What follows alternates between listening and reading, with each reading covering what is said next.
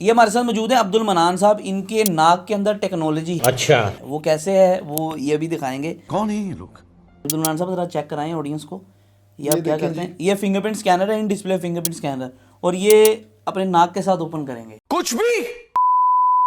और ये इन्होंने पिछले काफी महीनों से अपना नोज प्रिंट लगाया हुआ है। इनके मुताबिक ये नोज प्रिंट है। क्या बोला तूने? और ये इस तरह नाक के साथ अपना फिंगरप्रिंट स्कैनर ओपन करते हैं और इनसे पूछा अगर जाए कि क्यों ऐसा आपने ये जो है बेहतरीन हरकत जो है की है, ये कहते हैं ठंड होती है। ये मैं बताना चाहूँगा, ये सर्दी में मोटरसाइकिल चलाते वक्त अक्सर फ़ोन कॉल आ जाती है, ये करनी पड़ती है, दस्ताने पहने होते हाथ में ग्लव्स पहने होते हैं। अच्छा, ठीक है, तो फिर वो जहमत नहीं देते। हाँ, वो उतारने पड़ते हैं, तो फिर जरा सी भी जहमत नहीं देनी। टाइम नहीं है ना, टाइम नहीं है ना। कुछ पूछा मैंने कुछ।